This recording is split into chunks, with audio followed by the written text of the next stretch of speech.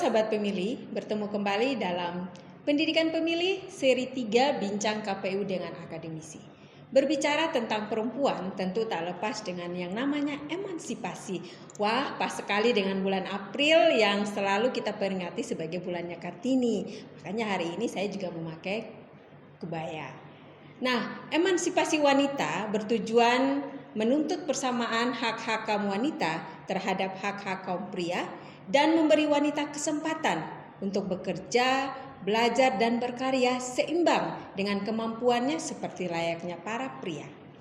Nah, kesempatan telah diberikan, telah diperjuangkan oleh RA Kartini. Namun, pertanyaannya, apakah kita perempuan sudah memanfaatkan kesempatan yang ada? Salah satunya keterwakilan perempuan dalam pemilu, baik itu sebagai pemilih, penyelenggara atau sebagai peserta pemilu. Mari kita simak bincang KPU dengan akademisi tentang afirmasi keterwakilan perempuan antara peluang dan tantangan.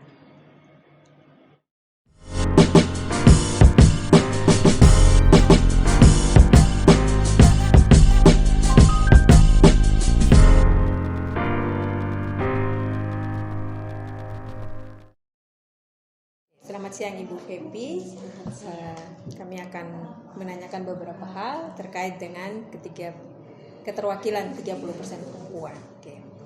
Nah, Ibu Fepi, keterwakilan 30% perempuan menurut Ibu Fepi apakah sudah memenuhi kuota yang ada ataukah masih kurang atau telah melebihi kuota yang ada? Baik, terima kasih. Kalau menurut saya, dalam pengamatan saya 30% itu masih sangat jauh dari yang diharapkan karena kalau berbicara tentang kualitas dan kuantitas, meskipun cuma satu orang yang terlibat dalam dunia politik, namun satu orang suara perempuan saja tidak mampu menggerakkan seluruh bangsa. Untuk itu menurut saya perlu sekali adanya peningkatan dalam jumlah kaum perempuan yang terlibat dalam dunia politik. Begitu juga dengan komposisi perempuan dalam posisi strategis dalam pemerintahan. VP menurut VP bagaimana? Ya, itu masih kurang. 30% masih terlalu sangat. Jadi harus ditingkatkan ya Ibu VP ya. Karena memang perempuan Indonesia sebenarnya adalah perempuan-perempuan yang memiliki kualitas yang sangat baik untuk terjun dalam dunia perpolitikan. Oke, menurut Ibu VP sendiri, apakah 30% keterwakilan perempuan yang ada saat ini hanya untuk memenuhi aturan kuota yang ada ataukah memang perlu adanya sosok perempuan dalam jabatan strategis pemerintah?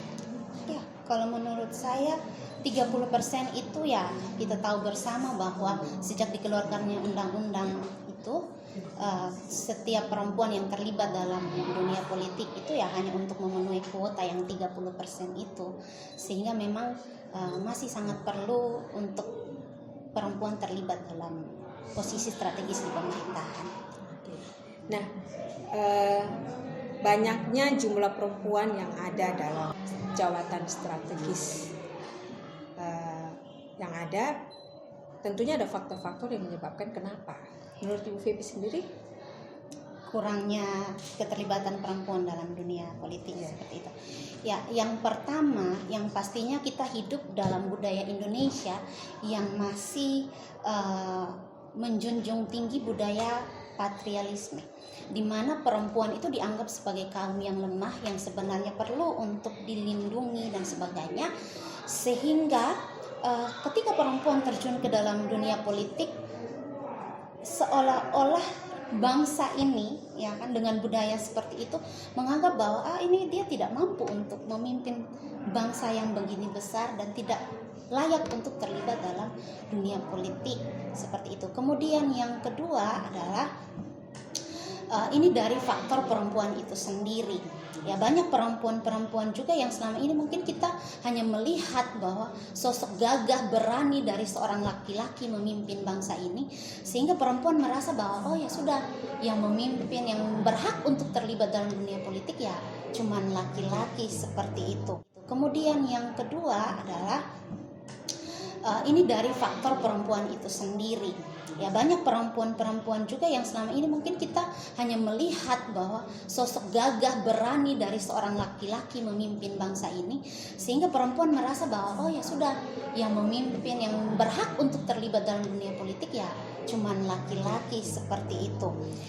Kemudian yang berikutnya adalah memang ya tadi stereotip wanita perempuan di masyarakat dalam budaya kita ini, ya kita perempuan dianggap bahwa ya kalian di belakang saja, ya kalian tidak berhak untuk tampil ke depan, apalagi bisa memimpin sebuah bangsa Indonesia yang menurut kita bangsa yang sangat besar, seperti itu.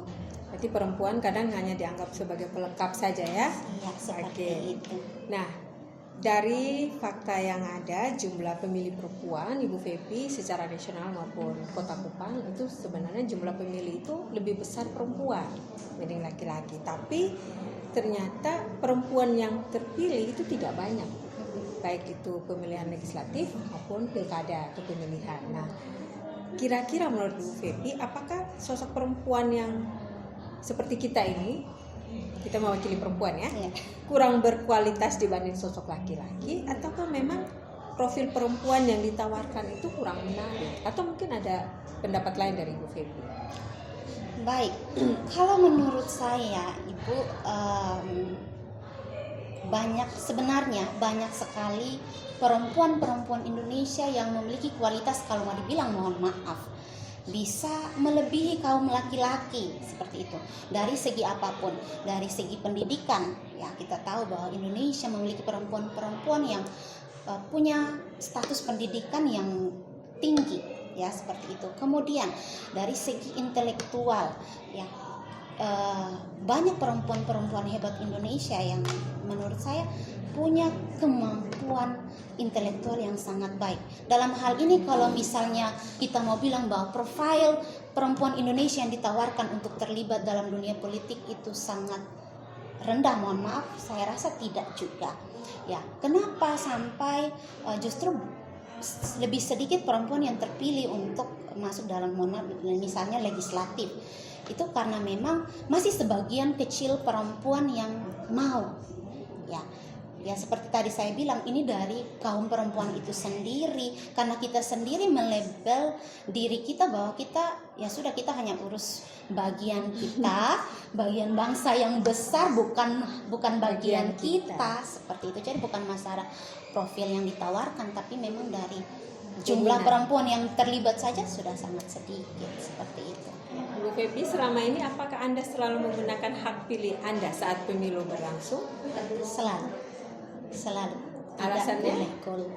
Alasannya karena salah satu cara saya untuk menjadi seorang warga negara Indonesia yang bertanggung jawab terhadap kewajiban saya, cuman itu yang bisa saya lakukan.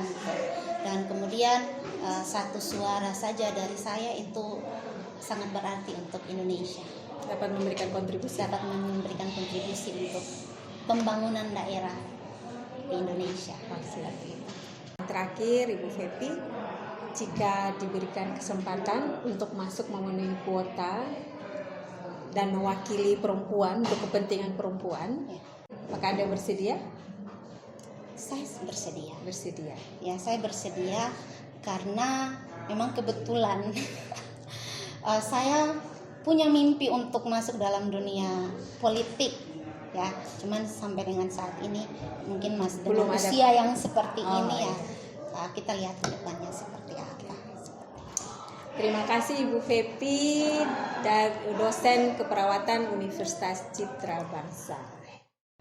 Tahukah engkau semboyanku? Aku mau. Dua patah kata yang ringkas itu sudah beberapa kali mendukung dan membawa aku melintasi gunung keberatan dan kesusahan. Kata aku tidak dapat melenyapkan rasa berani. Kalimat aku mau membuat kita mudah mendaki puncak gunung. Ini adalah kutipan pemikiran Kartini. Dua kata yang ditekankan oleh Kartini, aku mau. Frasa ini menunjukkan harapan Kartini bagi kita perempuan agar memiliki keinginan untuk maju, keinginan untuk belajar, keinginan untuk bekerja, keinginan untuk berkarya. Tanpa kata aku mau, maka sia-sialah usaha Kartini memperjuangkan emansipasi wanita jika kita sendiri menjadi faktor permasalahan dari keterwakilan perempuan yang ada. Mari kita membuang kalimat aku tidak dapat dan membiasakan mengucapkan kata aku mau agar semangat kebijakan afirmasi keterwakilan perempuan 30% mampu mendorong menambah jumlah perempuan dalam pemilu maupun segala bidang kehidupan yang ada. Sampai bertemu dalam seri pendidikan pemilih Bincang KPU dengan akademisi berikutnya. Salam demokrasi.